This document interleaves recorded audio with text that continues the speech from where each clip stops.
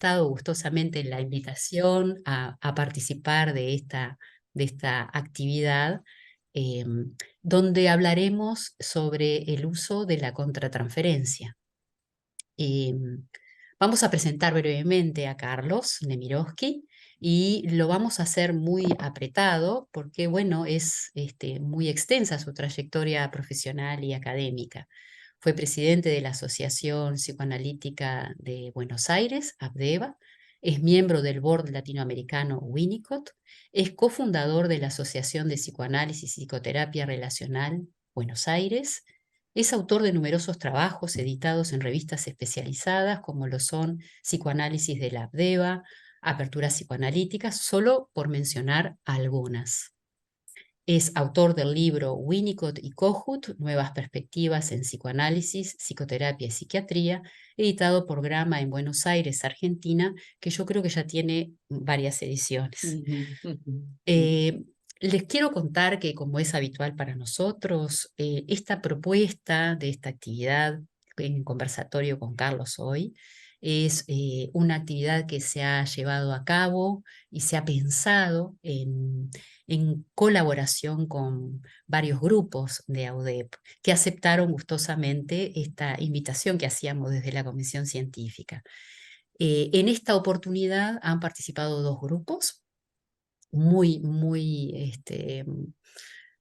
entusiastamente y se han puesto la actividad sobre los hombros y vaya para ellos nuestro reconocimiento y nuestro agradecimiento, que son los compañeros del grupo Psicoanálisis Relacional y los compañeros del grupo Psicoanálisis Contemporáneo. Eh, para esta actividad entonces vamos a contar con dos compañeras que harán la coordinación. Una es Liliana Guerrero, que quiere ser presentada como participante integrante de este grupo de psicoanálisis relacional, y Leslie Lehmann, que es compañera de AUDEP y también integrante del grupo de psicoanálisis contemporáneo. Les vamos a pedir que tengan muteados sus eh, micrófonos y bueno, eh, las preguntas, los comentarios que deseen realizar, que lo hagan a través del chat. Así que bienvenidos a todos y bueno, les damos la palabra a Liliana, a Leslie, por supuesto a Carlos. Bienvenidos y que sea un lindo intercambio. Mu- Gracias. Gracias a vos. muchas gracias Virginia, bienvenidos a todos. Como ella comentaba, desde hace unos cuantos años, se ha dado en nuestra institución todo un movimiento hacia el psicoanálisis relacional. Nuestro grupo, que yo pertenezco en este momento, el psicoanálisis relacional, ha estado interesado en profundizar en algunos conceptos que, si bien pueden tener una definición teórica, la clínica los complejiza al punto que generamos infinitas interrogantes. Coincidió que tanto el grupo de psicoanálisis contemporáneo como nosotros, el grupo de psicoanálisis relacional, mucho más joven en el tiempo, estábamos trabajando temas similares y leyendo la misma autora. Así surgió la idea de hacerte esta invitación que tan generosamente has aceptado para conversar contigo y además y demás participantes sobre nuestras inquietudes, ¿no? Este grupo ha tomado el caso Sara del libro de Darlene Al filo de la intimidad para reflexionar sobre algunos asuntos de la clínica.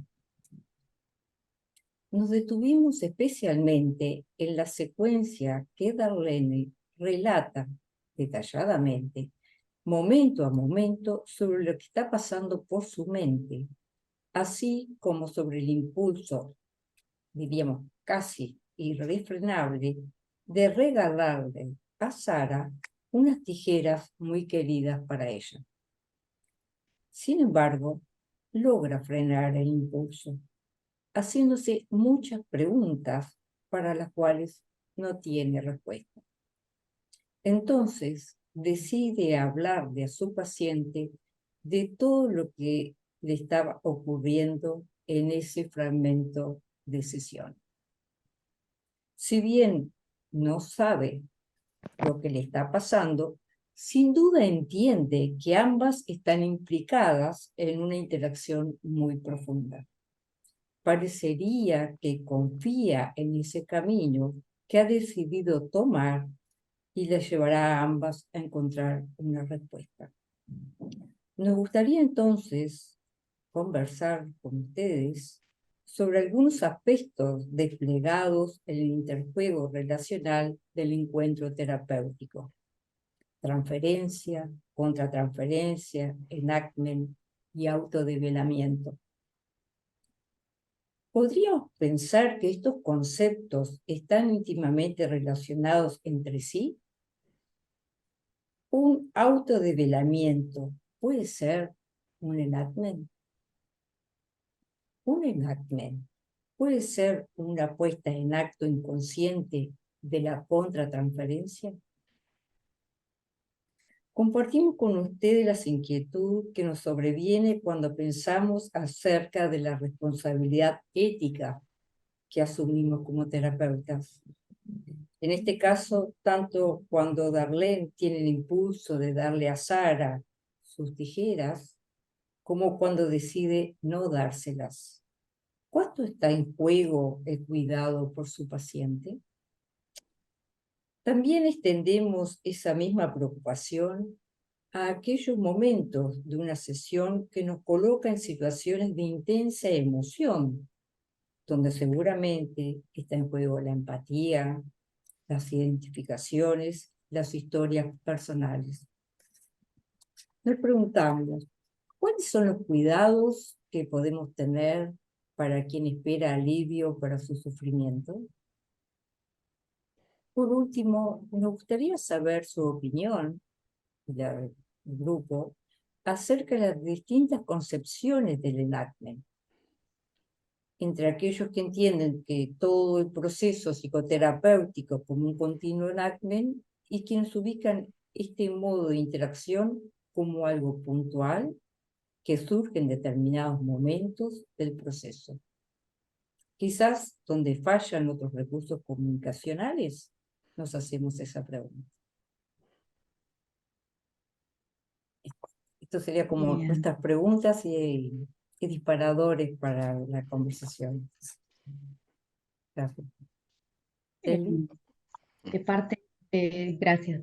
De parte del grupo de contemporáneos, bueno, compartimos, como decía Liliana, el interés sobre todo por, bueno, el trabajo con el concepto del enactment y todo lo que tiene que ver con lo que se desarrolla en la clínica, no solo la conceptualización, eh, sino, bueno, cómo ver esta forma de trabajar en la clínica, y ese es el motivo por el cual el grupo, entendiendo el vínculo terapéutico como un trabajo de co-construcción entre dos, en una dinámica de intersubjetividades, fue trabajando los materiales clínicos de la autora en este libro.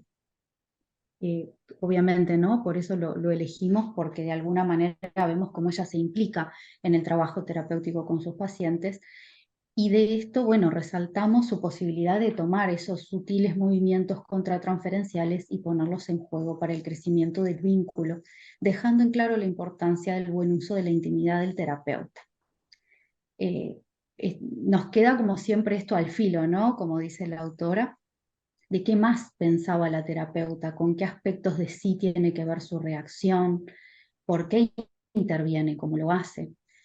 Y vimos que, bueno, sus planteos nos permiten seguir pensando, como a sus pacientes, en esa zona ahí al filo, del conocer su intimidad, aunque sin transgredir la intimidad propia ni invadir la del otro.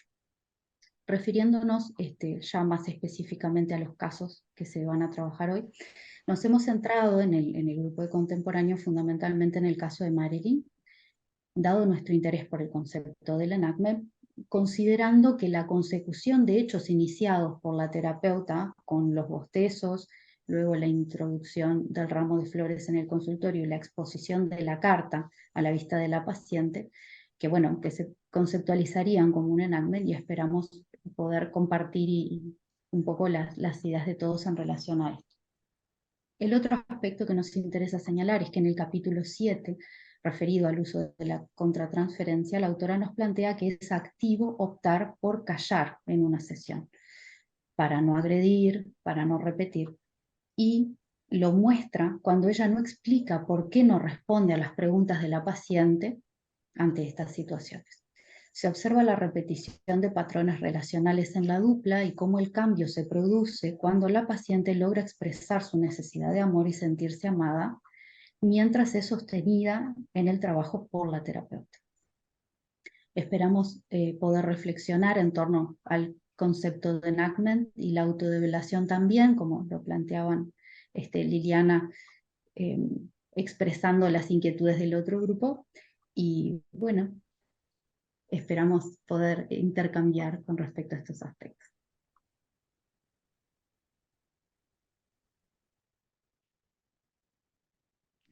¿Quieren que hable yo o no sé cómo lo realizaron? ¿Sí? Hay Sí, tantas cosas que no sé por dónde bueno, empezar. bueno, por eso hay muchas Bueno, cosas, y bueno, pero voy sabemos a- que también no es nada desconocido estos temas, empecemos a no, no, conversarlo. la conozco a Darlene también. Seguro, No, sí, yo claro. valoro muchísimo este libro, y la dedicación que ustedes tuvieron a este capítulo en particular de la contratransferencia, porque nos permite deconstruir algunas cuestiones. Yo creo que el psicoanálisis relacional, pero no solo el psicoanálisis relacional, sino Winnicott también, Ferenczi especialmente, una cosa que nos ofrecen como modelo es poder deconstruir ciertos términos que se nos meten como con facilidad y nos tenemos que preguntar por qué usamos esos términos. Por ejemplo, el asunto del caso. Hablar de caso genera una cuestión como de objetividad. Vamos a hablar del caso, como habla el DSM o no. Yo creo que estos son relatos. Lo que nosotros hacemos son relatos. Los relatos tienen esta cuestión de subjetividad del terapeuta que cuenta. Es un cuento. Es un cuento respecto a una ficción que ocurre entre los dos. Entonces, por supuesto que siempre hablamos de caso, este caso, el otro caso, pero creo que ahí tenemos que diferenciarnos de los médicos, de la clínica, de cuando hablamos de casos cuando éramos kleinianos o freudianos, digamos, cuando uno ha pasado por distintas etapas, ¿no? Y yo creo que es importante subrayar que hablamos de relatos que nos cuentan respecto a estas cuestiones que el terapeuta selecciona respecto a su clínica. Estos son cuentos que nos hace Darlene. Una cuestión muy importante de este libro que yo siempre me pregunté es por qué al filo. Porque o hay intimidad o no. No hay filo. Ella define el filo, no sé si vieron un capítulo anterior, como el contacto de máximo reconocido en cualquier momento dado en una relación, sin fusión, sin violencia a la integridad, ni condición, bueno, etcétera, etcétera, no importa, pero lo define por la negativa, sin violencia, sin fusión. Este es un problema. Yo creo que los analistas muchas veces eh, estamos complicados cuando queremos hablar de intimidad. Y, y antes de nosotros habló Buber, por ejemplo, de intimidad, ¿no? Diciendo que en todo encuentro verdadero hay intimidad.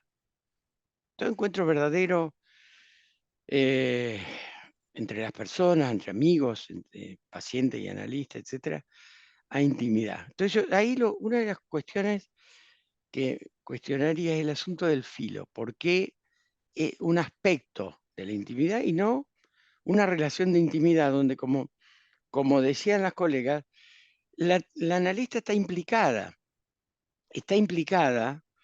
en una actividad que hace que nosotros tengamos que decir, bueno, el analista es un participante observador y no un observador participante, como decíamos en otros momentos. Y a partir de esa participación va comprendiendo. La comprensión va bastante después, seguramente, de lo que vamos haciendo. Especialmente cuando vamos teniendo un poco más de experiencia, nosotros vamos haciendo, vamos trabajando, vamos co-construyendo, como decía Leslie, vamos armando nuestra trama con el paciente, con nuestro compromiso, el del paciente, y con esto que Donna Uno se llama la hermenéutica de la confianza. Yo le agregaría la desconfianza también, es importante la desconfianza también, en el medio de la confianza, porque eso ha permitido que Freud dijera que desconfío de los sueños, de los síntomas y pueda empezar a ver, ¿no? O que Sherlock Holmes pudiera descubrir, en fin, todo lo que dice, todo lo que menciona el paradigma indiciario, por ejemplo, cuando habla de este asunto Gimbur, el filósofo italiano, ¿no? Del indicio. Entonces nosotros vamos teniendo indicio en ese compromiso que tenemos con el paciente, mucho más ahora que antes, es mucho más exigente todo este psicoanálisis que practicamos, ¿no? Porque exige estar ahí en el campo de batalla, es decir, cuando los Barangier hablan de campo, por ahí por los 60, bueno, se empieza a hablar del campo y de la importancia del personaje del analista.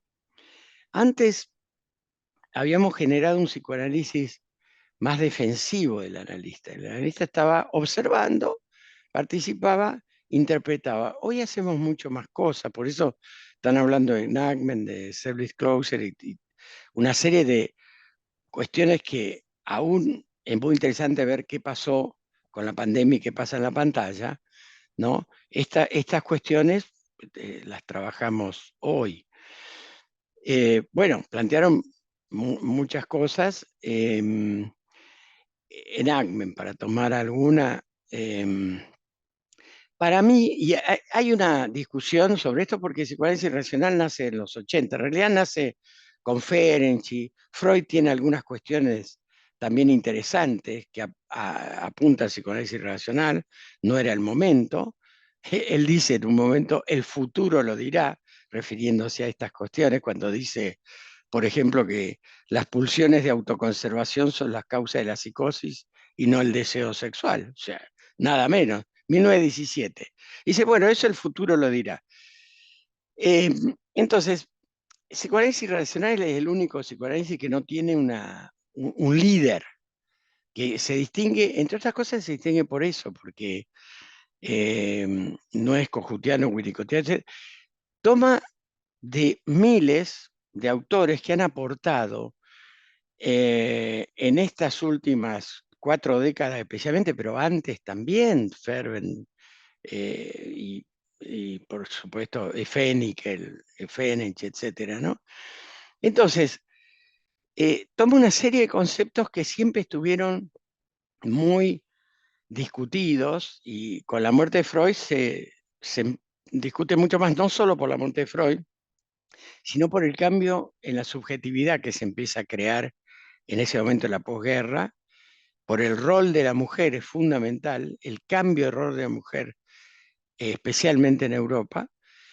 Todo esto hace que se desarrolle el psicoanálisis de una manera bastante diferente. Yo nombro los puntos, pero en cada punto el rol de la mujer, qué pasó en la Segunda Guerra, qué pasa con la figura del analista, el compromiso, la implicancia, son cosas que vale la pena discutirla, charlarla y requerirían un seminario. Pero yendo a Enactment, que hay mucho publicado y muy diversas opiniones. Yo, la última opinión que tengo yo sobre esto, que no quiere decir que no la cambie con la práctica, porque esto es una cuestión que vamos aprendiendo de lo que vamos haciendo, es que podemos, en muchos momentos, yo diría casi todos, podemos reemplazar el hablar de transferencia y contratransferencia para hablar de Enactment, en el sentido de que Enactment es una una apuesta teatral. Por supuesto, uno lo puede tomar el término como poner en acto, promulgar, tiene muchas definiciones, pero desde la clínica, para lo que a mí me sirve es para entender que el paciente y yo jugamos un juego. Ferenczi decía el juego de las preguntas y respuestas, ¿no? Joy McDougall dice teatros de la mente. Jugamos un juego dramático. Winnicott trae un montón de estas cuestiones. Un juego dramático. La palabra juego y el jugar tiene todo el peso que le da Winnicott, no es algo simple, ¿no es cierto? Entonces, en ese campo donde jugamos, y es importante que haya juego, que haya el jugar, como dice Winnicott, en el verbo activo, ¿no?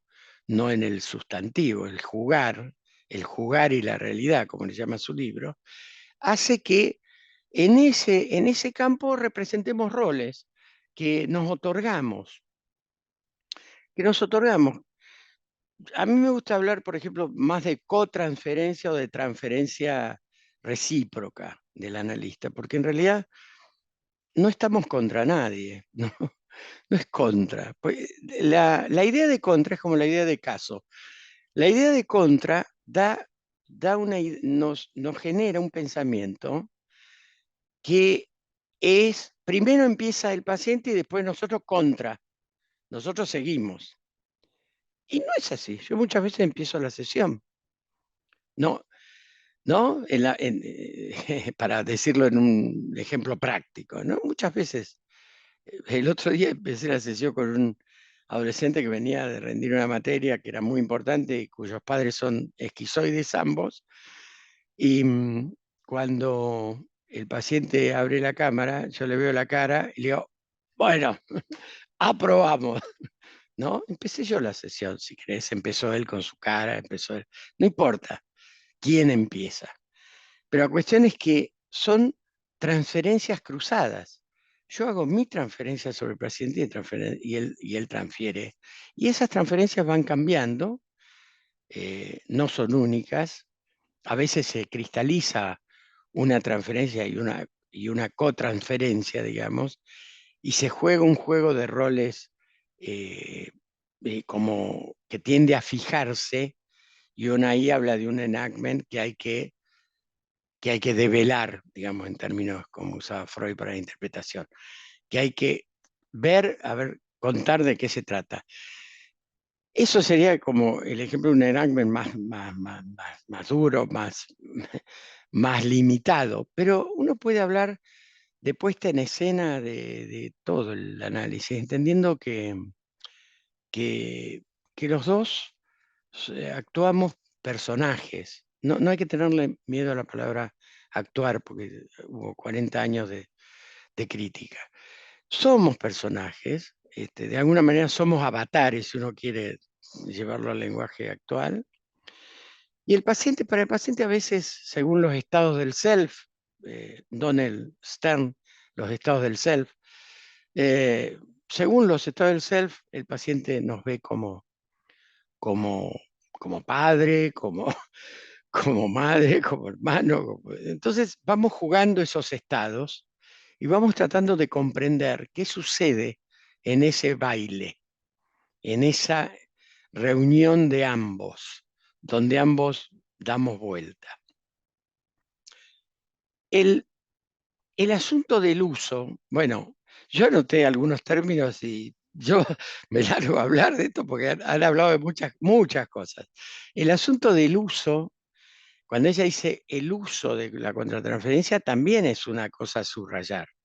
No es la contratransferencia simplemente, sino está hablando, quizás no sé si se lo propuso así, pero cuando alguien habla de uso después de Winnicott, uno dice, bueno, acá está hablando de algo externo, de algo que yo tengo que ver como algo fuera. No es el objeto subjetivo, no es lo transicional, es el uso del objeto que a partir de la realidad, a partir de la agresión que crea la realidad, se crea ese objeto. Entonces, estamos hablando de un objeto ya fuera de mí. La contratransferencia como algo que está en mí, yo uso el concepto de contratransferencia amplio, vieron que toda la discusión de si es puntual o es más amplio, y que lo tengo que comprender como algo fuera de mí. A veces me doy cuenta de mi contratransferencia, a veces mi contratransferencia juega en mi participación y yo me doy cuenta después de eso. En general uno se da cuenta después, ¿qué estuve haciendo? ¿Qué pasó? Por suerte, esta cuestión de la confianza y de la implicación con el paciente nos permite ir ajustando, ¿no? Pero a mí personalmente me pasa una cosa, si yo me implico y me, como dice Winnicott, concern, que es más que preocupaciones concerner, es estar involucrado, ¿no? Si yo me involucro con alguien, es probable que en ese momento no tenga mucha posibilidad de pensar finamente. Esto va a venir después. El paciente va a agradecer mucho esa involucración porque especialmente después de la posmodernidad y especialmente después de la pandemia, el implicarse con, yo diría que yo, con honestidad, con ética, es ya un fenómeno que tiene mucho que ver con la salud. Este, bueno, yendo a estos relatos, lo de la tijera, ¿no? ¿Qué problema para ella? Muchas veces nos pasa esto, que estamos, yo digo nos pasa, yo creo que represento a muchos de los que supongo que están acá, porque por las supervisiones, por las charlas con colegas, veo que a muchos nos pasa esto, que a veces nosotros estamos muy tentados, ¿no? Le regalo algo a esta paciente de casamiento, voy a la iglesia, voy a la fiesta, no voy, pero voy a la iglesia, a la salud, etcétera. Y muchas veces no tenemos muy claro. Yo digo, no hay que temerle no tener tan claro si uno tiene un compromiso y tiene la capacidad de pensarlo también, porque la claridad nuestra es bastante relativa. Tenemos un montón de teorías metidas en la cabeza y nos dan vuelta desde un lado, desde otro, ¿no? Yo estudié muchos años Freud, después estudié con Echegoyen bastante, hasta que empecé a descubrir a Winnicott y Echegoyen me dijo, ¿vas a estudiar pediatría? Bueno, no le gustó. Pero, es decir, tenemos muchas teorías y fuimos bastante formados de una manera que las palabras siguen estando dentro nuestro, como contratransferencia, como casos, o como la dificultad de nombrar la intimidad en lugar del filo, ¿no? Son cuestiones que nos reclama que tengamos que revisitar, que deconstruir algunos términos y que decir, ¿por qué yo uso esto?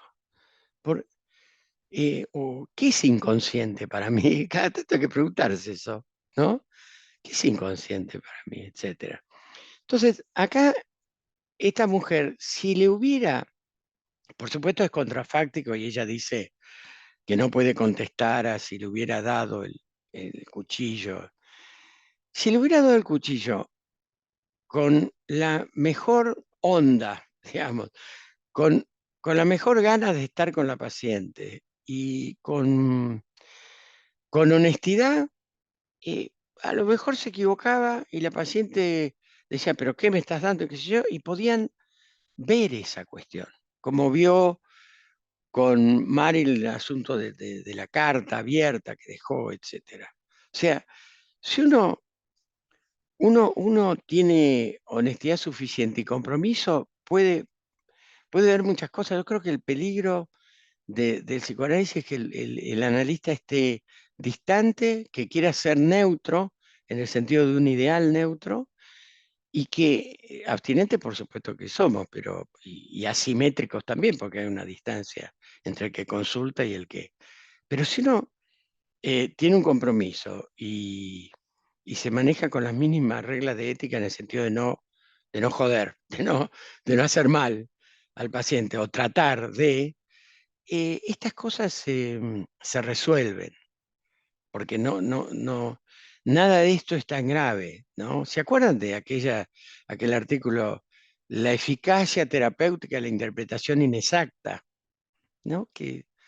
¿Por qué es eficaz? Y porque lo inexacto es el contenido, pero la aproximación del terapeuta no. ¿Por dónde seguimos? Yo puedo seguir, pero me parece que me puedo desbarrancar. Leslie, a ver, o Lili, ¿por dónde agarramos? O quizá alguna pregunta más puntual o una cosa así, porque me olvidé de todas las cosas que dijeron. No, creo Yo que quiero en este preguntar algo. está bárbaro. A ver, No, más que preguntar algo, este, digo, parece mentira, digo, cómo otra escucha siempre nos enriquece. Tú preguntaste, Carlos, ¿por qué se llama Al filo de la intimidad? Y de alguna forma, con esto que estás diciendo, la confianza, la implicación, tiene que ser, y que se va a ir ajustando, eh, eh, ¿y por qué es al filo? Lo acabas de decir, me parece, yo lo entiendo así, que si nos involucramos demasiado, no podemos pensar, y bueno, ahí caemos de repente, digo, se rompe la relación terapéutica o se puede pasar a un acting. Me parece que yo sinceramente no había pensado demasiado en por qué el filo, pero a pesar de que ella dice que es un contacto máximo, pero sin fusión, creo que tú lo estás contestando con esto, ¿no? La implicancia tiene que estar, pero que nos permita pensar, sin, sin otro acercamiento. Eso quería decirlo. Y con respecto al caso, bueno, celebro tu observación porque es verdad, nosotros hablamos de casos y de repente son más relatos.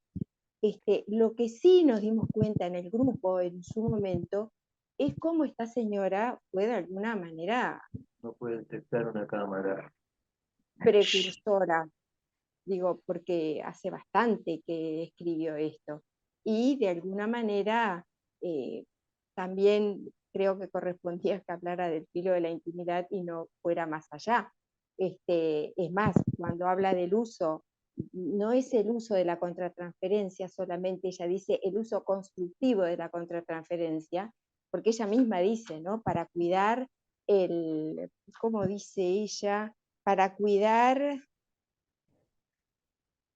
ay, por favor, me gustan las palabras de ellas y no las mías, ¿no? Para buscar, ella temía que después se llevaran a cabo impulsos negativos en algún momento futuro. O sea, fue muy cuidadosa. Y creo que con eso que estás diciendo va quedando cada vez más claro lo del filo de la intimidad. O sea, se va rozando una intimidad que se puede generar por la implicancia que tenemos. Partimos de definiciones diferentes, porque yo soy muy amigo de Buber, ¿no? Por eso decía que la intimidad para él es el encuentro verdadero.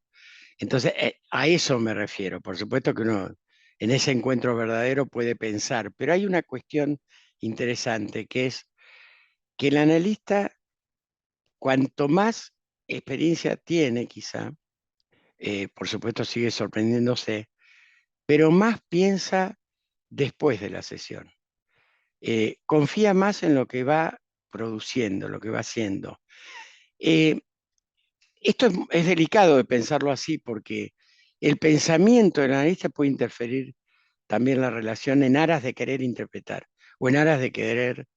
Entonces, ella no es lectora de Buber y parte del filo como diciendo, bueno, no me voy a meter tanto. No hay ningún peligro de fusión, si bien puede haber un momento fusional como le pasa a Winnicott con en algunos relatos que nos hace, ¿no? Pero yo parto de eso, de que la intimidad es el encuentro verdadero.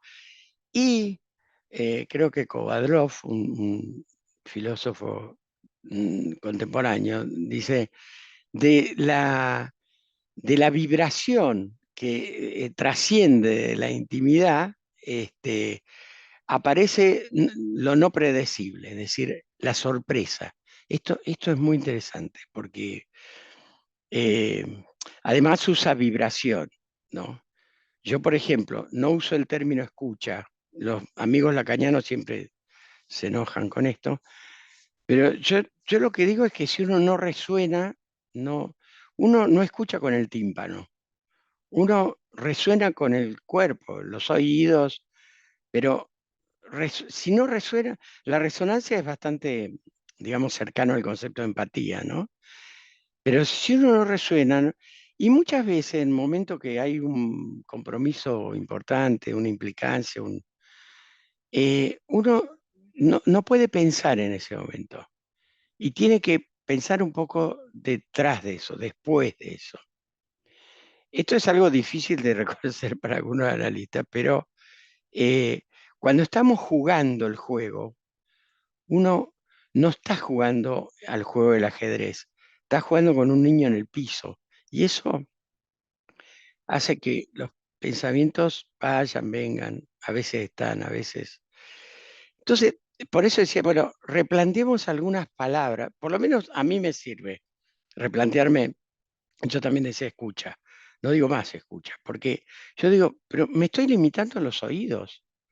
Y yo creo que uno, cuando está allí jugando en el campo con el paciente, está jugando con muchas cosas, es decir, con los ojos, incluso en la pantalla hay un montón de situaciones que se dan así, ¿no? Con los ojos, con los hombros, con el cuerpo, y uno va escuchando y resonando, si no, si uno simplemente escucha, ahí tenemos la distancia que hace que el paciente quizás no se entregue y sea un vínculo fundamentalmente cognitivo, intelectual. Y aquí se trata de un vínculo afectivo, ¿no? Eso, los afectos del analista no pueden ser reducidos, eso es algo inherente al vínculo humano, ¿no? Creo que Coderch dice, no hay nada que no sea subjetivo entre la relación de las personas, ¿no? Es decir, no hay nada que sea algo puramente ideativo. El psicoanálisis nace así porque Freud necesita poner el psicoanálisis entre las ciencias naturales, entonces no tiene otro. Pero fíjense cómo va cambiando desde Ferenczi. El problema de la polémica entre Ferenczi y Freud es este.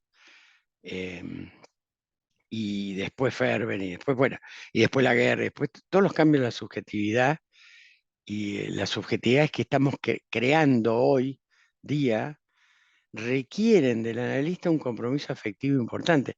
No compromiso afectivo para ponerse a llorar con el paciente si no es necesario, pero sí para ser lo más honesto y transparente. Y esto es algo que atenta contra el anonimato, la neutralidad, etcétera, pero es que no podemos ser anónimos, no, ni neutrales.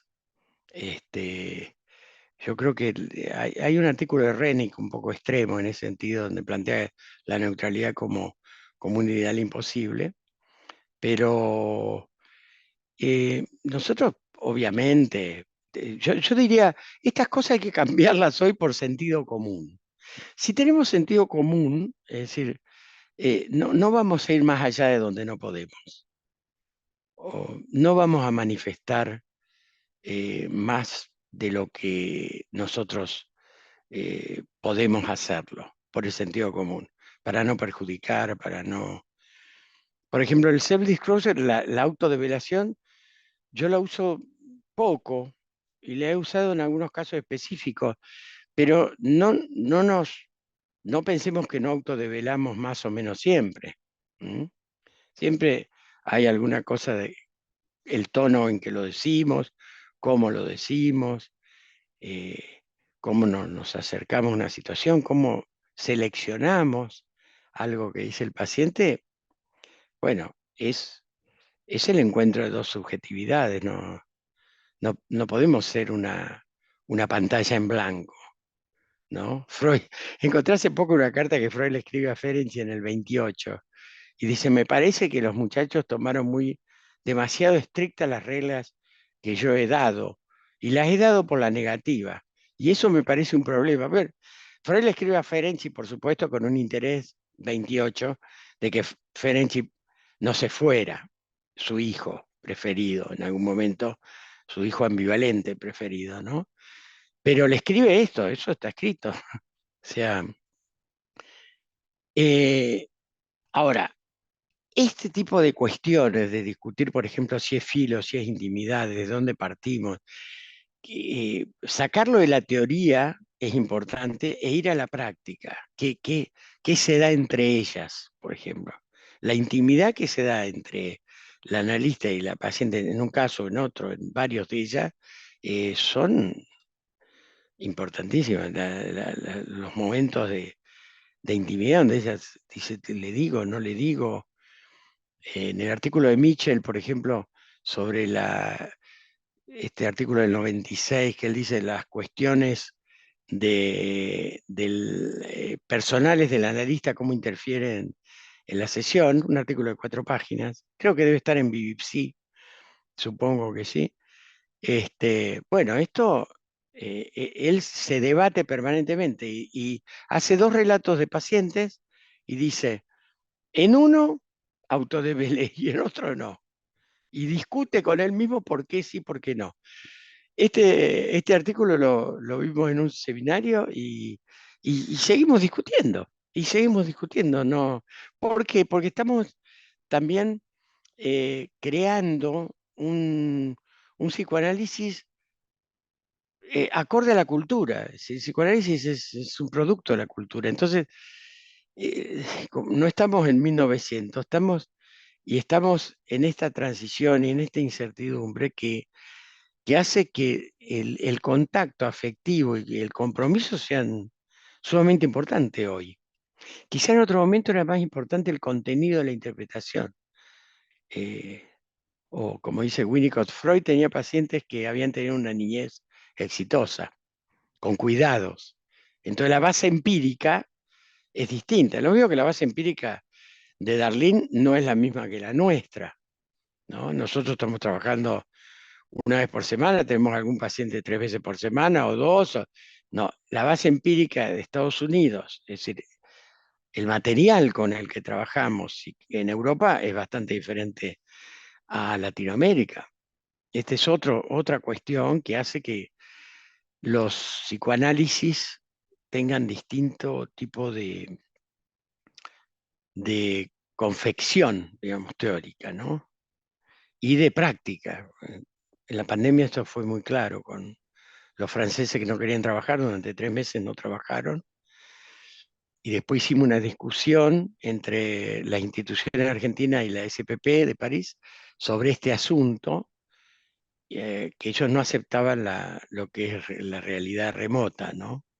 Ellos no aceptaban esa realidad como psicoanálisis. Así que, bueno, quizá podemos discutir algún punto en particular. Sí, Para, ujú. tenemos acá algunas intervenciones. La colega Cristina Val del grupo relacional eh, levantó Sí. la mano, así que Quería quiere compartir. hacerte una pregunta, Carlos.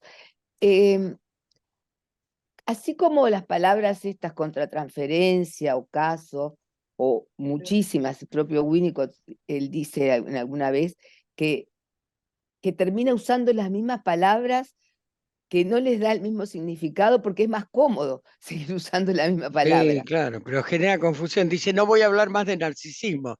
Y tiene que Sí, hablar porque, bueno, pero uno dice, bueno, ah, yo hablo de narcisismo según Winnicott, según Bowlby. claro.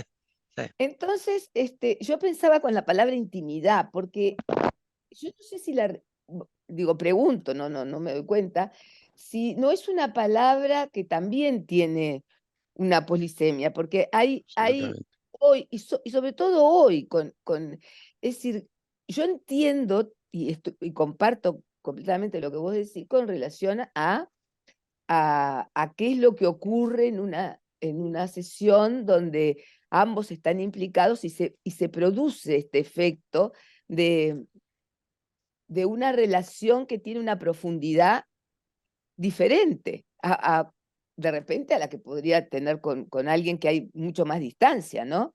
Que adquiere hasta cierto tono de familiaridad, ¿no? Uno empieza a tener esa sensación con el paciente. Es muy difícil de transmitir, creo que no hay, en mi caso se me generan muchísimos problemas con la supervisión, pero ese es otro punto. Lo que quería más bien era preguntar sobre cómo poder transmitir mejor de qué intimidad estamos hablando, porque puede generar mucha confusión. ¿Qué intimidad es la que esperamos que ocurra en ese encuentro? ¿No? Bueno, ahí es donde obviamente empezamos a decir, esto no, ¿no? Es una intimidad fundamental, afectiva, intersubjetiva, donde la cuestión está destinada a leer los aspectos inconscientes de un paciente, donde hay una relación asimétrica. Eso es lo que nosotros hacemos, no hacemos otra cosa, ¿no? No nos ponemos de novio con el paciente, o sea, lo hacemos otra cosa. Ahora, la relación entre paciente y analista, yo creo que, vos decías familiar, yo creo que es única, suele ser única. Eso lo descubrí con un paciente que le planteé en su momento, bueno, que podríamos dejar de vernos porque hacía tiempo que ya había salido de su tema más difícil. Y el paciente no reaccionó, nos estábamos viendo en el consultorio, ¿no? No, se quedó medio impávido. Y le dije, bueno, podemos vernos, yo creo, ¿no? Después de 6 años, quizá dentro de 15 días, eh, ir viendo. Esto ya se lo había dicho antes, que podemos ir distanciando tiempo, pero nunca me había dado bola. Y ahora, cuando se lo dije, salió del consultorio y tuvo un accidente manejando su coche, nada grave, pero tuvo un accidente. Y cuando él me habla y me dice, mire, me pasó esto, qué sé yo, quería contarle, le digo, ¿por qué no nos vemos? Y entonces nos vimos y me dice, mire, yo creo que me dejó mal esto que usted me dijo, eh, que no lo pude asimilar porque esta relación que tenemos nosotros tiene una intimidad tal que yo acá puedo hablar de las cosas que no puedo hablar con nadie. Eh, y esto a mí me hizo pensar en este tipo de intimidad, de que se logra una profundidad y una implicancia que eh, hoy los padres, los hermanos, los amigos no están tan implicados en general. Y esto me lo enseñó este paciente, ¿no? Me dijo, yo tengo muchos amigos, tengo a mi mujer, tengo a mi familia, pero este tipo de vínculo donde yo puedo hablar de cualquier cosa y no voy a ser condenado, y qué sé yo, esto es único, me dijo. Seguimos por un tiempo más y después, hace poco, recién pudimos tomar más distancia, ¿no? A eso me refiero con intimidad. Sí, quería aportar que una colega, Estela Barrios, hace este aporte, esta pregunta, ¿no? Si la intimidad como experiencia emocional de la diada paciente-terapeuta, ¿no? Como una experiencia única. La palabra de- experiencia es muy interesante, Mm, porque yo creo que una de las cuestiones con las que el paciente se va, que antes decíamos se va con insight, se va con esta interpretación mutativa, etcétera, etcétera, hoy se va con una experiencia de vínculo mm, diferente. Y la palabra experiencia es algo que tenemos que incorporar a nuestro psicoanálisis, digamos, porque me parece que diferenciar vivencia de experiencia, en fin, la experiencia es cuando él se percata de esto, cuando se da cuenta de la vivencia que está teniendo con el analista. A mí me parece que es muy importante esto, que la experiencia es la experiencia de tratamiento, de poder pensar juntos, porque hoy pensamos mucho más juntos que antes. Yo antes le decía, lo que a usted le pasa es tal cosa, haciéndome, claro, haciéndome dueño del contenido manifiesto, descalificando el contenido manifiesto, diciéndole lo que yo consideraba latente, y eso era el ejercicio del poder del analista. Yo creo que no, es un ejercicio de poder y que pone distancia para salvarnos, o sea, para no implicarnos. Entonces, el hecho de co-construir una experiencia, yo ahora, la forma de interpretar, de acercarme es muchas veces, ¿cómo lo ves vos? Porque vos me estás diciendo esto, lo podemos ver de esta otra forma, de otra perspectiva. Si lo vemos así, ¿qué pensará tu vieja de esto? ¿Cómo ves que puede pensar? Yo, eh, y son interpretaciones en el sentido de, bueno, Winnicott habla bastante, interpreto para que el paciente sepa lo poco que sé de él, interpreto para que el paciente me vea como alguien real, etc. Uno puede tener muchas teorías al respecto, pero la interpretación que uno hace hoy es bastante más cercana a la experiencia, va describiendo experiencia fundamentalmente, ¿no? Y va hablando de los patterns, de la manera en que él se relaciona en ese enactment con nosotros, cómo se va relacionando.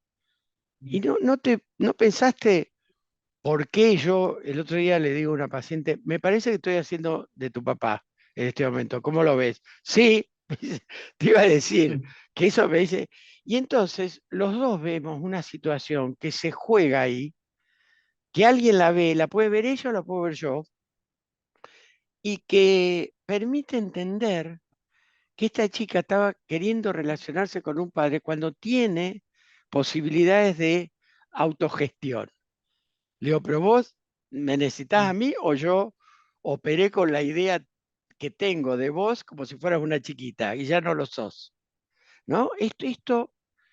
Esto para mí es un modelo de funcionamiento de la sesión que me da resultados que podemos entender, sin sofisticación, sin ganar el poder, decir lo que te pasa a ti es tal cual cosa. No, no hace falta, ¿no?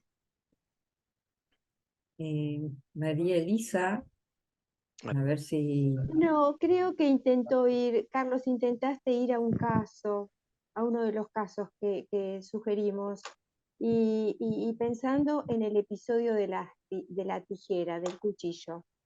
Digo, eso a nosotros nos llevó muchas idas para atrás y para adelante. Capaz que lo podíamos pensar. Sí, ¿cómo lo pensaron ustedes para ver un poco ese juego? Claro, bueno. No, No, sí, decí.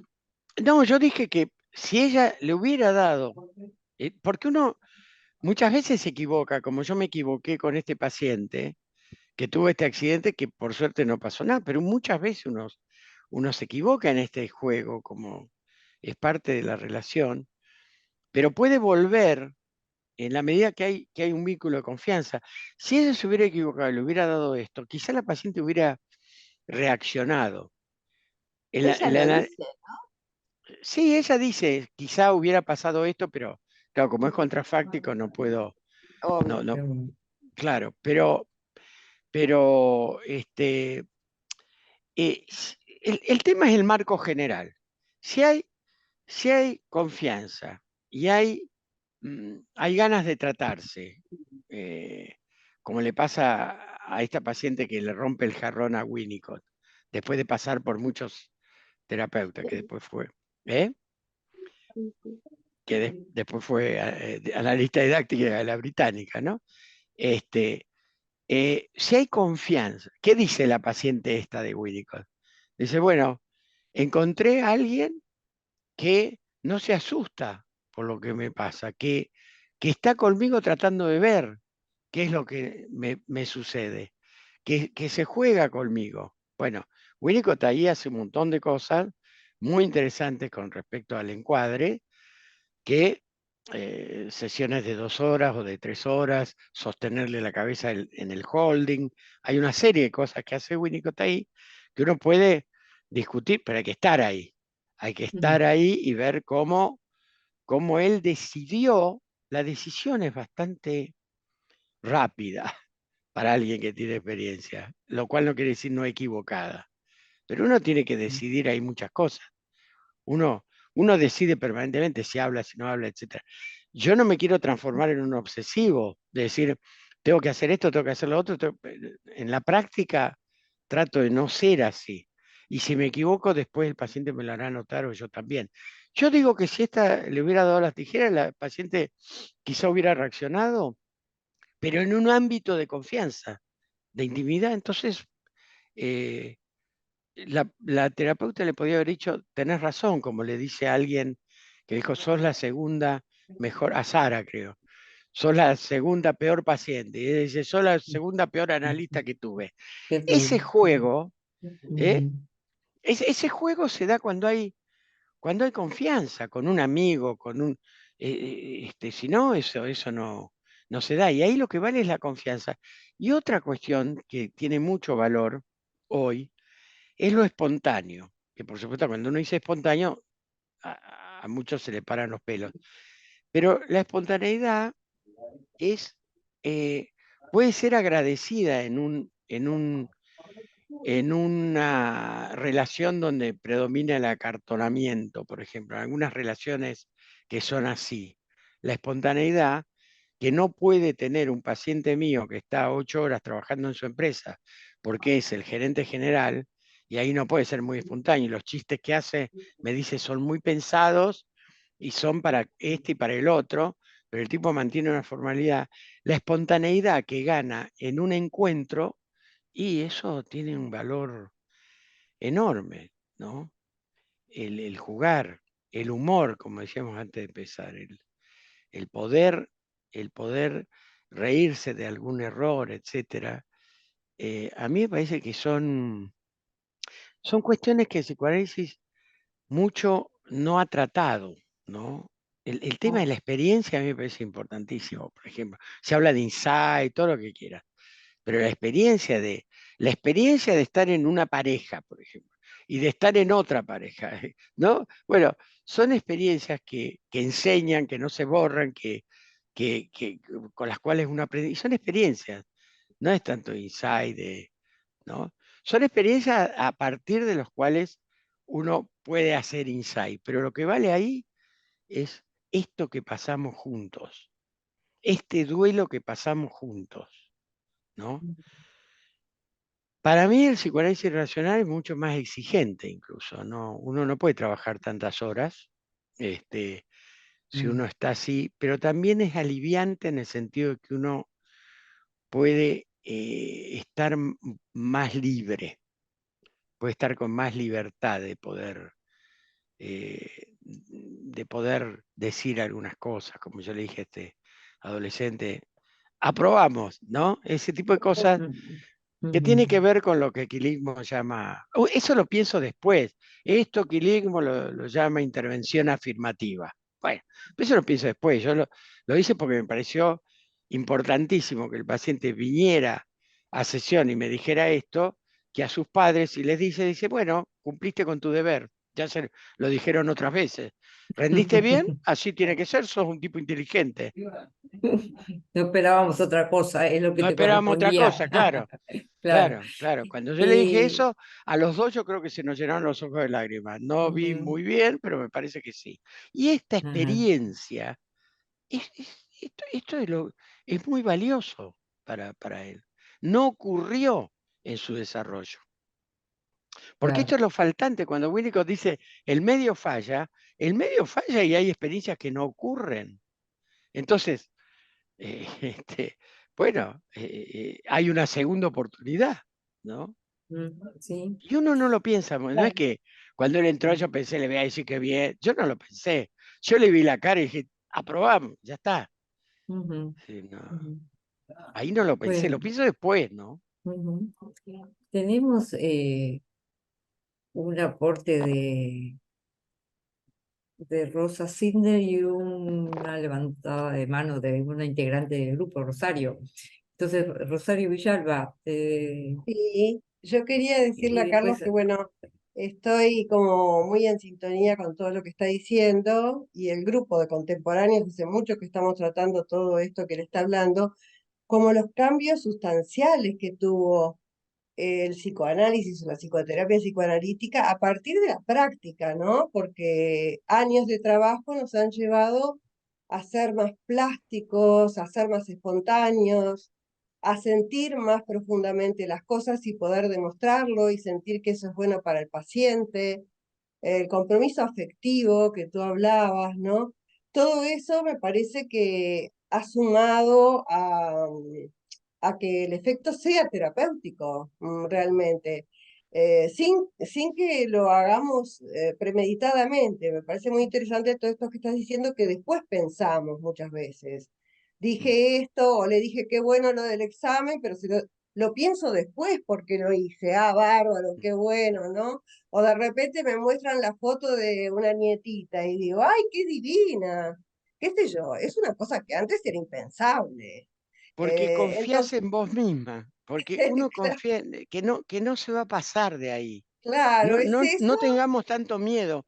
Y vos ves el Féniker, retorno, además ves el retorno del paciente frente a claro, eso, claro, y es claro. una cosa de agradecimiento, y termina ahí.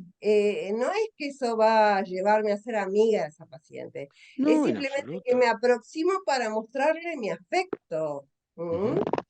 Entonces eso me parece que es magnífico y me deja contenta de haber podido llegar a esta etapa del psicoanálisis realmente. Pasé por la otra muchos años y fue muy duro y me siento como liberada en muchas cosas, pero también da más trabajo trabajar así, que es Y algo que tenés más dijiste, responsabilidad.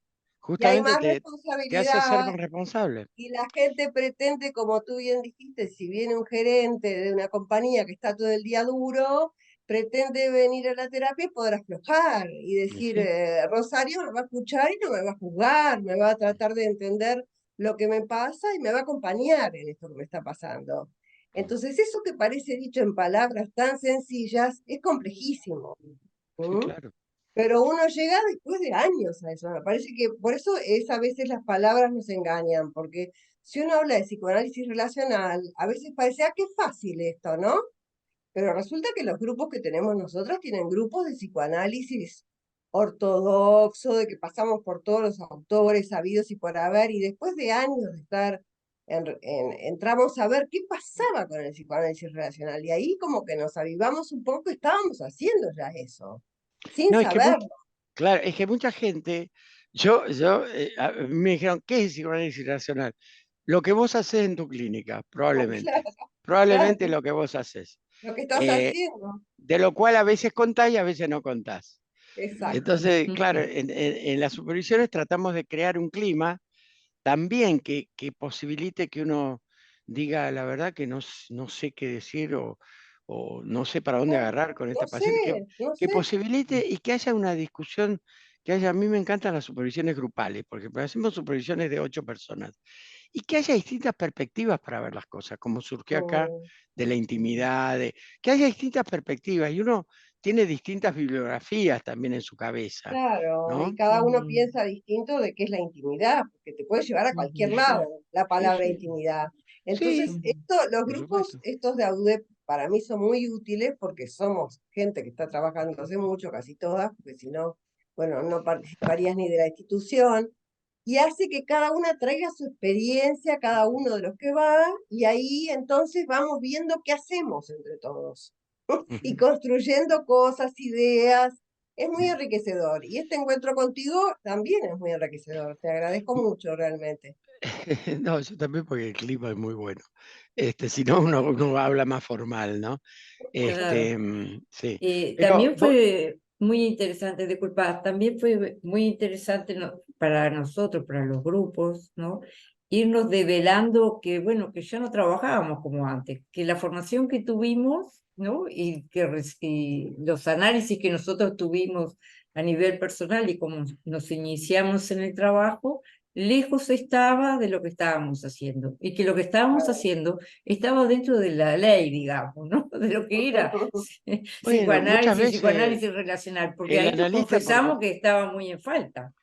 sí, No claro, el sentíamos. analista a veces por Yo cumplir quería la teoría. comentar, yo quería comentar algo que marcó Carlos, si me parece sumamente interesante. Cuando trabajamos con grupos de supervisión, con gente que se está formando como terapeutas, ese tipo de intimidad que se genera desde las distintas miradas y una cierta como comprensión, una empatía muy particular entre los compañeros de ver el caso, ahora no sé cómo lo vamos a llamar, pero el paciente que presenta cada uno de los integrantes a lo largo del proceso de IUPA. Me parece como que esa intimidad que se da en los grupos es muy particular, muy enriquecedora, muy constructiva y que tiene que ser muy tenida en cuenta para lo que nosotros podemos co-crear juntos también en nuestro trabajo de investigación, también en el psicoanálisis relacional. Sí, bueno, esto sabés que empiezo a pensar en la formación, pero no quiero meterme ahora. La formación que vamos recibiendo, ¿viste? Uno estudia con Winnicott, con el que sabe más Winnicott. Error. Yo hubiera querido estudiar Winnicott, con el que más sabe Winnicott en ese momento era Panseira. Yo estudié con Panseira, como ustedes estudiaron con, ¿cómo se llamaba? Este hombre tan culto y tan bien uruguayo, winnicottiano, que introdujo a Winnicott. Prego. Con Prego, Prego, efectivamente. Y yo lamento no haber tenido al lado de Panseira alguien que sepa Bion y alguien que sepa bien Freud. Y entre los tres, hablar de Winnicott y ver los argumentos a favor, en contra, es la manera de aprender entre nosotros. Porque si no nos hacemos fanáticos, que es lo peor. Por eso el psicoanálisis racional, bueno, no hay ningún autor en particular, no hay ningún padre. Vieron que ese es un fenómeno nuevo. Novedoso. Claro. Y hablar de caso, a mí se me escapa todo el tiempo porque estoy formado así. Entonces se me va a escapar. Cuando se me escapa, trato de decirle a los alumnos, miren, cuando yo diga caso, tradúcanlo a relato. Porque lo que quiero decirle es de un vínculo que tiene que ver con la subjetividad y de una cosa que yo les voy narrando. Pues el psicoanálisis está mucho más cerca de la narrativa que de lo exacto, con todo esto que está pasando, ¿no? Tenemos un montón de comentarios en el chat y tenemos a Rosa Sidner que ha levantado la mano y que con gusto, Rosa. Gracias. Bueno, un placer escucharlo y realmente uno hace como un recorrido, obviamente, de los autores que ha estudiado y como siempre, uno ve como semejanzas, diferencias, pero que es claro que, bueno, el psicoanálisis relacional está como calando muy fuerte en todos nosotros y que nos permite hacer un recorrido que es mucho más ligado a lo que uno hace en el consultorio. Entonces, muy interesante lo que usted plantea en relación al caso, pero claro, yo capaz que con otros oídos, también oídos y no solo la escucha, sino la mirada y otros muchos aspectos que uno pone en juego, el cuerpo, los afectos.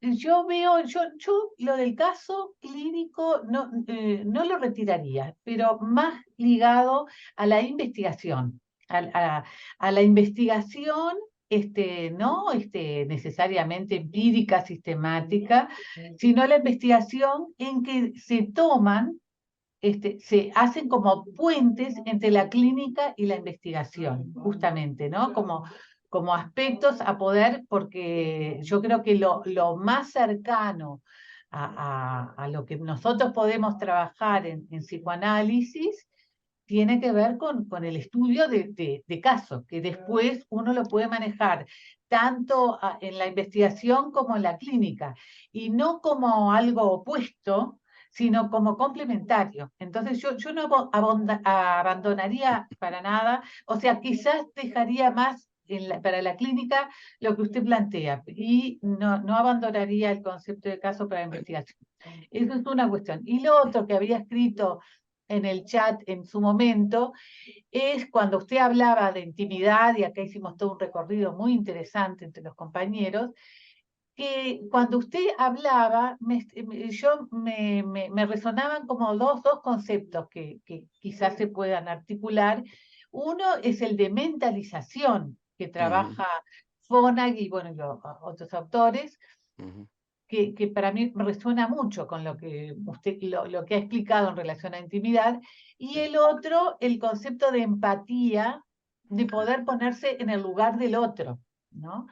Y bueno, por supuesto que luego realizar, o sea, una vez que uno intenta ponerse en el lugar del otro y traer también otros interlocutores, y que es muy importante, ¿no? Interlocutores psíquicos en ese momento de la sesión, y que ahí sí ya está la co-construcción, vincular, de experiencias vivenciales, etcétera, y que me parece que son dos conceptos muy afines que tratan de explicar todo el proceso que se da con un paciente o con varios, o sea, lo que ocurre en la clínica, ¿no? Y que ahora está calando muy fuerte también la investigación, que es posible hacerla y no necesariamente cuantitativa o mixta o cualitativa en relación a la clínica, ¿no? Intentando tender esos puentes que yo le decía, ¿no? Eso. Muy bien. No, y es una pregunta, era una pregunta, si a usted le parece que se puede Se como puede, relacionar esto que yo estoy haciendo. como yo lo veo, se puede sabiendo que aquello que llamás caso es el relato que hace un terapeuta de algo que él ve en la sesión. Y O donde sea está que, implicado, y donde claro, él está implicado. por supuesto. O sea, con esa salvedad o con esa definición de caso, no hay problema.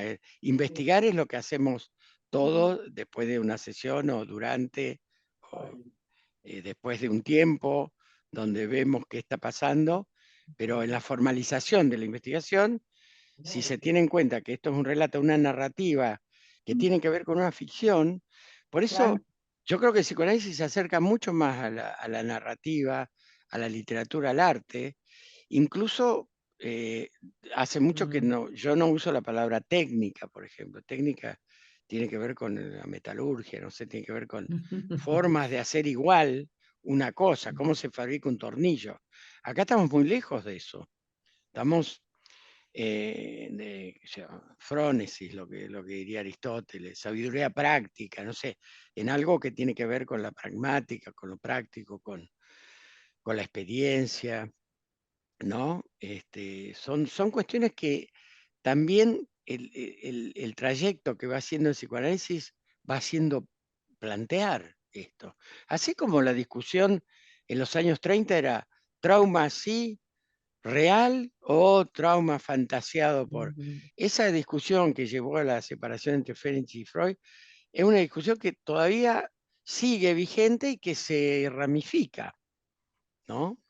Hoy hemos vuelto a la realidad, por ejemplo, en todo esto, en lo que vemos de abuso, en las cuestiones que vemos hoy, vemos mucho más trauma real que la fantasía. Entonces decimos, bueno, cuidado con este concepto, ¿no? Es decir, el psicoanálisis replantea una serie de cuestiones, incluso legales.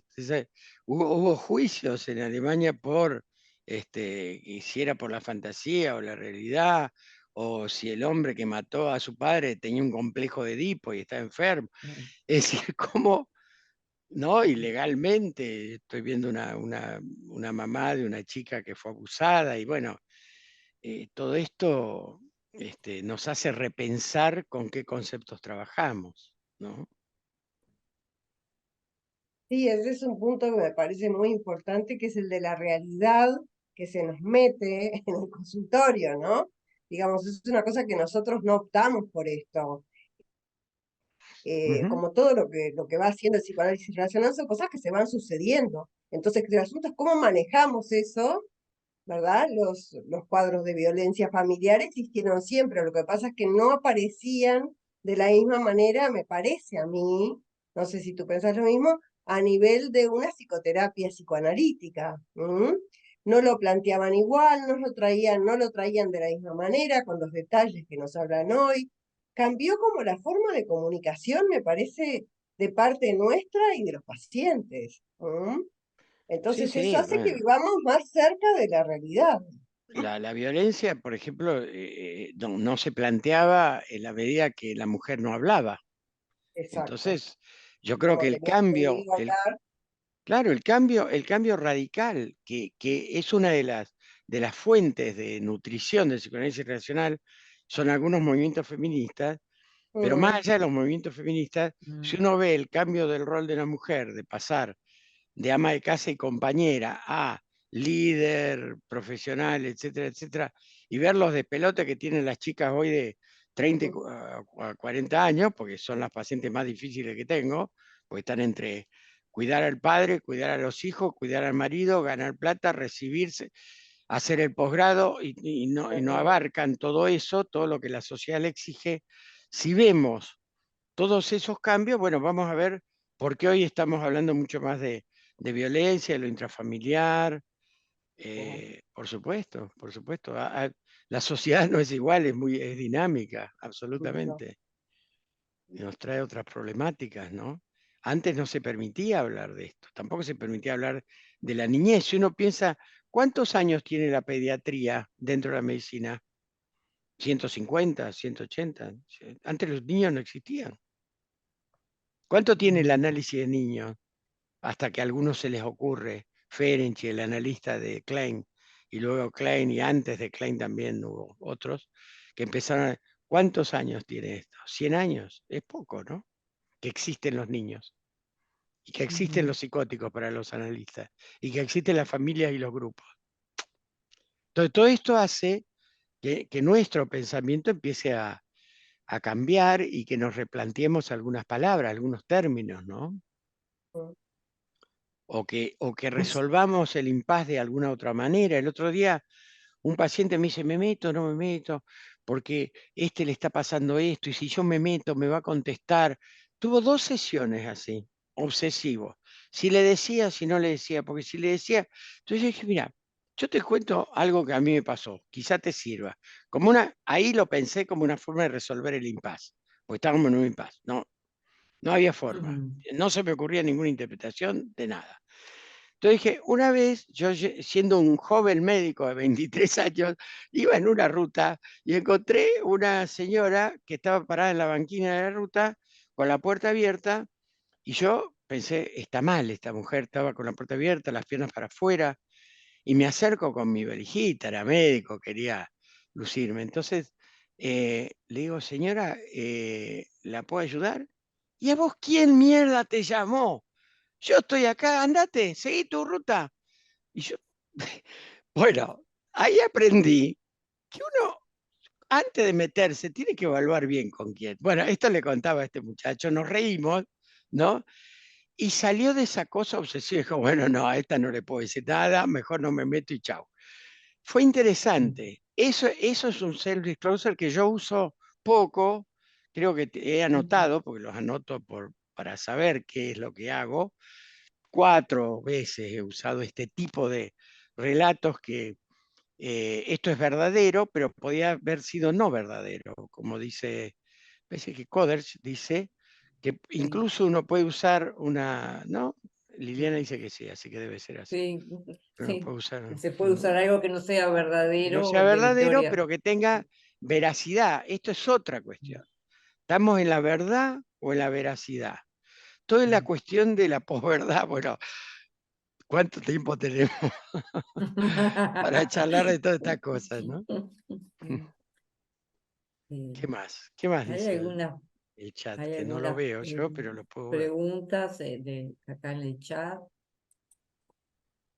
Sí, A hay ver. una que plantea Ah, lo de Teresa edición, sí. González.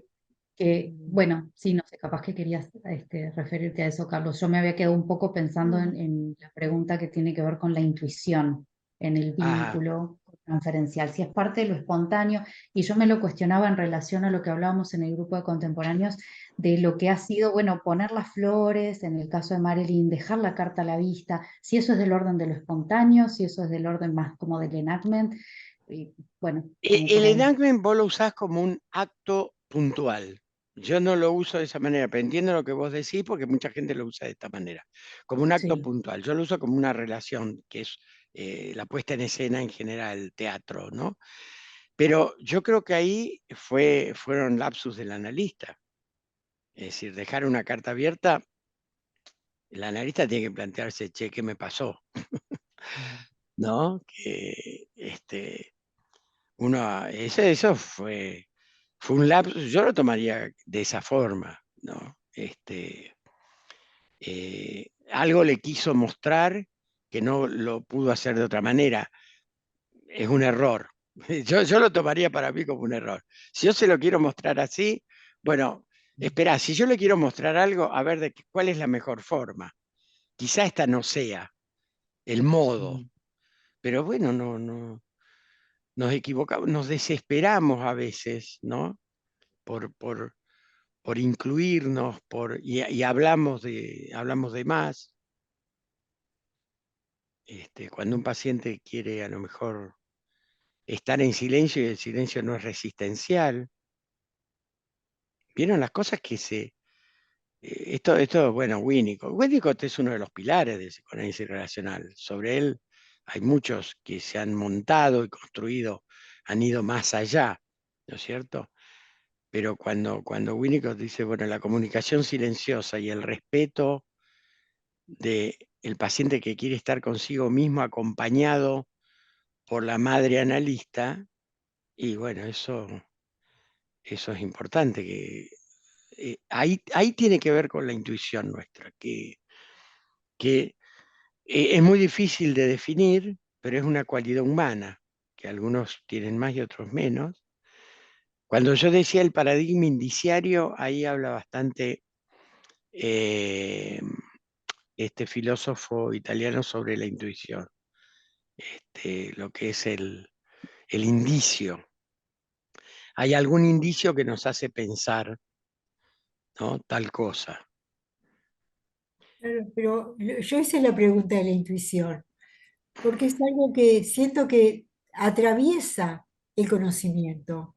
Es Sí, como una experiencia más vivencial que se sí, experimenta. sí. Y que tiene, por eso lo planteaba, que tiene que ver más con lo espontáneo. Mm. ¿Y en qué medida podemos confiar en el trabajo que hacemos en esto que sentimos en determinado momento? Sí, Fénix decía, si controlamos tanto la contratransferencia, perdemos la espontaneidad. Exacto. Fénix, 1940, 50. Sí. Ahí tenemos que hacer ese juego. ¿Quién te va a dar la receta, Teresa? No, No, ahí está no, el. es Ahí algo, está- es algo que uno a veces, que viene de una escuela en la cual las cosas se Claro, razonaban y claro, que la claro, claro. razón era la justificación de todo, y lo relacional en lo cual lo que se siente cobra una dimensión de conocimiento diferente, donde Ujú. lo espontáneo, como tú decías, es lo que da un camino. Es ahí donde uno se plantea la legitimización Sí, de sí. los aspectos intuitivos en el psicoanálisis. Efectivamente, te podés equivocar, como te podés equivocar con una interpretación. Cuando le decía al paciente, vos querés entrar dentro de mi cabeza como a tu madre le querías robar los hijos. También es una interpretación totalmente coherente con la teoría kleiniana, donde la agresión está presente, donde la entrada al cuerpo de la madre. Eso es perfectamente redondo, puede ser perfectamente entendible, pero también puede ser equivocado o puede depender de cómo uno se lo diga.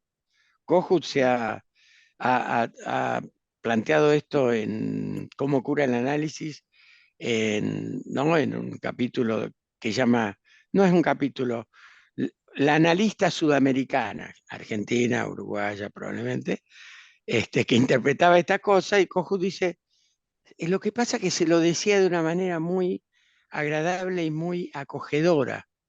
Y le decía todas estas cosas, como quien le dice a un animalito, lo insulta, pero el contenido es ese, pero se lo dice con... Entonces, hay muchas cosas que nosotros hacemos, ¿no? Transformar las palabras en acciones, vieron el libro ¿no? Hay muchas cosas que nosotros hacemos con las palabras que resultan hechos, que resultan, las palabras tocan, las palabras miman, las palabras hieren, aman, es decir, esas son palabras dichas por humanos y nos tenemos que hacer cargo de eso, y a veces los contenidos no son muy coherentes con lo que, con la forma en que lo expresamos, ¿no? Pero bueno, volviendo a la intuición, es un tema filosófico más la intuición, pero está en la base de la empatía, de alguna Sí, manera. Cuando uno habla de sí. empatía, ponerse, ¿hay algo más íntimo que ponerse en lugar de otro? ¿No? Por supuesto, cuando Kohut habla de la empatía, que no es un invento de Kohut, pero lo ha desarrollado él, eh, él dice, bueno, introspección vicariante. Yo hago una introspección en mí mismo y veo con qué me identifico. Pero en el momento de la identificación es un momento fusional, si querés, de cercanía, de intimidad. O como decía Echegoyen, la transferencia es un momento psicótico, decía Echegoyen. ¿Cómo me va a confundir con su padre? Claro, son momentos fusionales. Por supuesto, cuando uno dice, bueno, no sos mi padre, no, uno en general no es psicótico, pero sí hay que plantearse todas estas cuestiones como no, que tienen una frontera no muy clara. Nosotros, los analistas en general, sabemos lo que no debemos hacer. Lo que debemos hacer no lo sabemos tanto, pero lo que no debemos sí. Sí, lo que no debemos tenemos que ser analistas, no otra cosa. Ni novio, ni padre, nada. Pero hay momentos en que hay que ver cómo lo vive el otro a eso, ¿sí? Pero nosotros sabemos qué es lo que no tenemos que hacer. Eso yo creo que eso unifica bastante a los analistas en general de distintas escuelas, ¿no?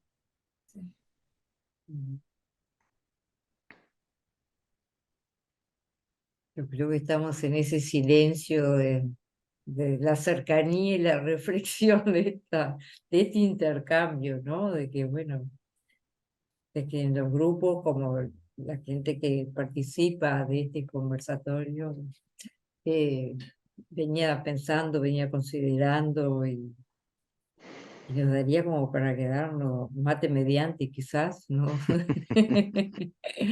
Para Seguro. seguir conversando mucho más y Sí, sí. profundizando, ¿no? Sí, porque hemos puntualizado algunos temas y bueno, pero Mm, esto es lo que las instituciones, nosotros todo el tiempo estamos discutiendo estas cosas. A ujú. veces le dedicamos 2 seminarios en ACME, y discutimos y no, por ahí no concluimos, pues son cosas también bastante novedosas y que involucran nuestra subjetividad y que también somos vulnerables, ¿no? Ujú. De Y eso no también, hablamos, de la claro, vulnerabilidad. sí, Mm. también pensar que, bueno, que no tenemos por qué tenerlo todo claro, que eso ya No, fue, que claro, ya fue, tenés razón. eso ya fue, que eso pertenece a otro momento, ¿no? Por eso Gantrip dice, ojo, Freud hizo las bases del edificio, pero no lo construyó todo. Pues, dijo, no creamos que está todo hecho, pues si no, a veces yo cuando era kleiniano, yo llegaba a la posición depresiva y ya estaba. ya se terminaba. Todo el recorrido, ¿no? De los distintos Mm. teorías, de las distintas personas, textos que nos han acompañado en todos estos años de ejercicio de la profesión y ahora Mm. basándonos mucho más en la empatía, en la intuición, en el encuentro, ¿no? Más comprometidos como personas también, ¿no? Si ustedes ven la película Princess Marie, que es una película que está mal editada no está en Netflix, está en YouTube, Princess Marie, van a ver cómo trabajaba Freud con Marie Bonaparte. A mí lo que me muestra de Freud es lo que más me resulta creíble de cómo trabajaba él, con mucho más cercanía y sin perder la función de analista. Hay que recuperar ese Freud, ¿no? Acá hay muchas gracias, dice Luis Correa, que también había enviado un comentario. Ese es un buen ejemplo de, a ver qué se me fue, este es un buen ejemplo de que algunos temas se favorecen de formas comunicacionales que son afines a los conceptos. Sí, Me voy a copiar lo que han escrito, porque veo que han escrito cosas muy importantes y no, me lo voy a Sí, copiar y para además para teníamos por pensar. momentos un poquito de velocidad crucero y entonces las preguntas quedaban como desfasadas por dónde Sí, seguíamos, ¿no? Esas cosas estas suelen cosas frente ocurrirnos. a temáticas tan amplias, tan nuevas, también exigen, bueno, que uno sepa que va a tocar determinados puntos y después cada uno tendrá que desarrollarlo y bueno, así estamos, sí. Y seguir dándole otra Muchas vuelta vueltas. y muchas vueltas Sí, y capaz que podemos encontrarnos en otra sí, vuelta para seguir sí. Si charlando hay con este el clima, grupo. encantado. Ah, bueno, sí, es un clima Sí, que caracteriza a uno, UDEP también, uno, ¿no? Un clima ah, de intercambio, de distintos mm. grupos, de invitar también a hacer una actividad abierta. Es un clima que, bueno, que creo que nosotros como personas y como terapeutas, ¿no? Nos merecemos tener un clima Sí, sí, no de siempre, no diálogo e siempre uno lo intercambio. encuentra, pero sí, sí, sí, claro. No, pero bueno, hay que tratar de procurarlo. Cuando se Sí, pierde hay que ir a la búsqueda sí, nuevamente. sí. ¿Sí? Así Muchas que gracias. en nombre de todo lo que están escribiendo y lo que quieren también escribirle a través del chat para que le quede a Carlos, le damos realmente las gracias, el reconocimiento también por compartir tu experiencia personal, también tus anécdotas con respecto a tu ser terapeuta y a tu experiencia con los pacientes. Sí, es que yo creo que si uno no habla de clínica y si es su propia clínica, mejor queda, le falta una pata a la mesa. Y esas son Sí, las cosas que además, quizás... sí, falta, ¿no? No, una cosa te iba a decir ahora. Yo intenté durante 2 años que fui presidente de ABEVA de que habláramos, que hiciéramos un simposio que se llame Los errores que hemos cometido. No lo logré nunca. Las equivocaciones que tú, claro, no Y logré, es sí. una pena. Porque, como dice un filósofo que es jugador de fútbol, en realidad de River, dice, yo aprendí cuando perdía los partidos. Cuando gané no aprendí nada, pero cuando perdí, bueno. Gracias a ustedes lo tenemos a Cavani, bueno. Ah, bueno. Muchas gracias. Se lo perdieron ustedes. Y bueno, lo compartimos, ¿qué vamos a hacer? Lo tengo que dejar pasar. Muchas gracias, ya nos volveremos a Bueno, encontrar. nos volveremos a ver. Muchas gracias a Señor, todos los Bueno, que también gracias. a participaron. Bueno, ustedes. gracias, Muchas Carlos. Gracias, gracias. Hasta la próxima. Carlos. Gracias a Hasta luego. todos, Gracias, gracias Gracias por Carlos. el clima. gracias.